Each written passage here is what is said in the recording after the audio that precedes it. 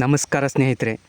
ಈ ನಮ್ಮ ಸಾಮಾಜಿಕ ವ್ಯವಸ್ಥೆಗೆ ಅಲ್ಲಿರುವಂಥ ಜನರಿಗೆ ಎಂಥ ಒಂದು ಮನೋಭಾವನೆ ಇದೆ ಎನ್ನುವುದು ನೋಡ್ತಾ ಹೋದರೆ ನಾವು ನಿನ್ನೆ ನಡೆದಂಥ ಏನು ಮಂಡ್ಯದ ಮದ್ದೂರಿನಲ್ಲಿ ನಡೆದಂಥ ಒಂದು ಘಟನೆಯನ್ನು ಸಾಕ್ಷಿಯಾಗಿ ನೋಡ್ತಾ ಹೋದರೆ ನಾವು ಇಂದಿನ ಜನತೆಗೆ ಯಾವುದೇ ರೀತಿಯ ಮನಸ್ಥಿತಿ, ಒಳ್ಳೆಯ ಮನಸ್ಥಿತಿ ಇಲ್ವೋ ಎನ್ನುವ ಹಂತಕ್ಕೆ ನಾವು ಬಂದಿದ್ದೇವೆ.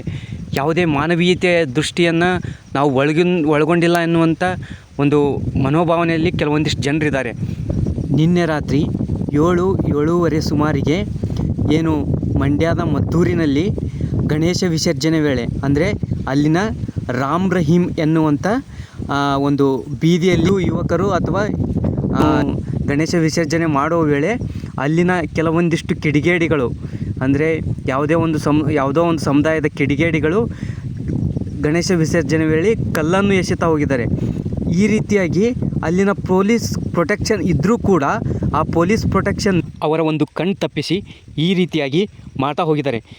ಗಣೇಶ ಮೆರವಣಿಗೆ ಸಾಗುತ್ತಿದ್ದ ವೇಳೆ ಅಲ್ಲಿನ ಗ್ಯಾರೇಜಿನಿಂದ ಕೆಲವೊಂದಿಷ್ಟು ಕಲ್ಲುಗಳನ್ನು ಎಸೆಯಲಾಯಿತು.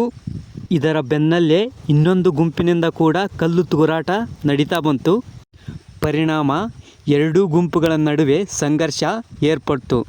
ಇವರಿಬ್ಬರು ಜಗಳ ಆಡುವ ಟೈಮಲ್ಲೇ, ಸಂಘರ್ಷ ನಡೆಯುವ ಟೈಮಲ್ಲೇ ಕರೆಂಟ್ ಕೂಡ ಆಫ್ ಆಗಿತ್ತು ಎನ್ನುವ ಮಾಹಿತಿ ಬರ್ತಾ ಇದೆ. ಇದು ಕೂಡ ಇಲ್ಲಿ ಅನುಮಾನಕ್ಕೆ ದಾರಿ ಮಾಡಿಕೊಡ್ತದೆ.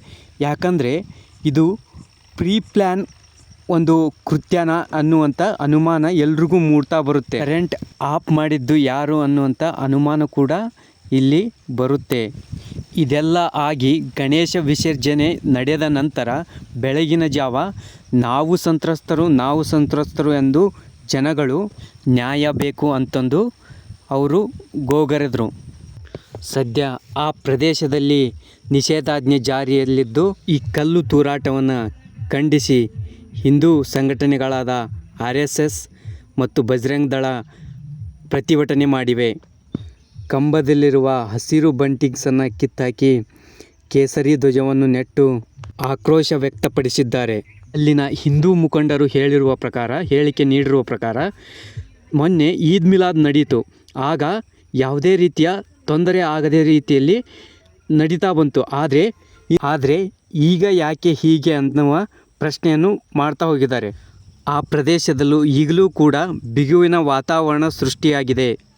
ಇದೇನು ಪ್ರೀ ಪ್ಲ್ಯಾನ್ ಕೃತ್ಯನ ಎನ್ನುವಂಥ ಅನುಮಾನ ಎಲ್ರಿಗೂ ಮೂಡ್ತಾ ಬರುತ್ತೆ. ಮಸೀದಿಯವರೆಗೂ ಬರುವ ತನಕ ಯಾವುದೇ ರೀತಿಯ ತೊಂದರೆ ಆಗದಿದ್ದರೂ ಮಸೀದಿಗೆ ಬಂದ ನಂತರ ಈ ರೀತಿಯಾಗಿ ಆಯಿತು ಅನ್ನುವಂಥ ಅನುಮಾನ ಎಲ್ರಿಗೂ ಮೂಡ್ತಾ ಬರುತ್ತೆ. ಪೊಲೀಸರು ಇವೆಲ್ಲವನ್ನು ಪರಿಶೀಲನೆ ಮಾಡ್ತೀವಿ ಅಂತಂದು ಭರವಸೆಯನ್ನು ನೀಡಿದ್ದಾರೆ. ಕಾಯ್ದು ನೋಡಬೇಕಾಗಿದೆ.